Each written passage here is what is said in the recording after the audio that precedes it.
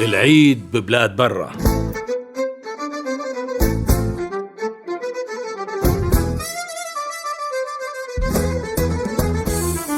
اليوم آخر أيام العيد. إيه شو يعني؟ إذا خلص العيد بتصير الأيام مثل كل الأيام، مثل أعمارنا اللي عم تخلص وهي عم تركض ورا بعضها من دون ما نحس. وأصعب عيد هو العيد اللي بتمضيه ببلاد برا لحالك، لا في أهل ولا قرايبين ولا في حدا يقول لك كل عام وأنت بخير. يا سيدي العيد ببلاد برا مثل اللي عم يسمع طبل وزمر بس ما عم يشوف شي.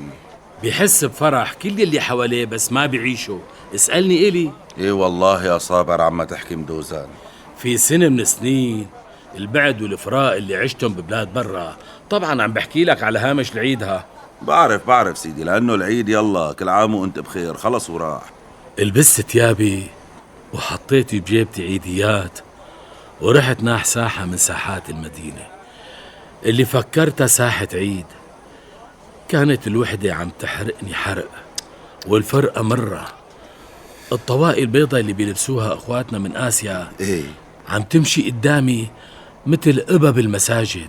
وطبعا انت كنت رايح ناح هاي الساحة اكيد مشان تصلي صلاة العيد بالجامع اللي هنيك، مو؟ مزبوط. خلصت الصلاة وكل واحد حضن صديقه أو أخوه وبلشوا يهنوا بعضهم، كل واحد حسب لغته ولهجته وعم يبتسموا إلا أنا. يا مسكين كنت وحيد ومانك ملاقي حدا حواليك.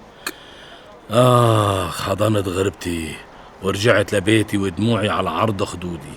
حسبي الله ونعم الوكيل، الله لا يعيد هالأيام ولا يترك غريب يحس بهالإحساس.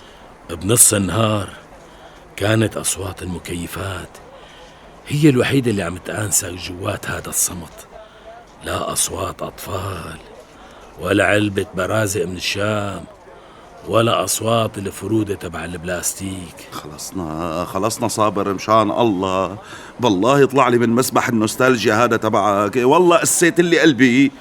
ولا حدا بدق بابك بيقول لك كل عام وانت بخير، ولا ريحة قهوة مرة ولا قراص عيد. ما في غير استارة الشفق والغسق مرخية على شباك الزمن، بتاخد يوم من عمرك وبترميه بسلة الأيام المستعملة. مشان هيك أنا يا صابر كل ما بحكي مع حدا من قرايبيننا وأحبابنا المغتربين واللي الحمد لله في جزء منهم رجع بس القسم الأكبر لساعته برا، بقول يا جماعة لك ما مليتوا انتوا عم تستقبلوا صور أحبابكم على الواتساب مثل شي واحد محبوس. لك تعالوا أمانتكن الله، تعالوا البلد اشتاقت لكم، تعالوا لك بدونكن ما فينا نكمل شي.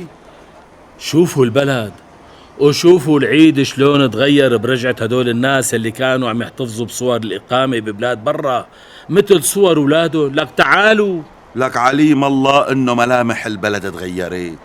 لك تعالوا شوفوا المرجوحة يلي تركتوها معلقة على غصن الشجرة شلون صارت عم تنطر فرحة ولادكن. يا غايبين ارجعوا، الوطن غالي. شو غالي.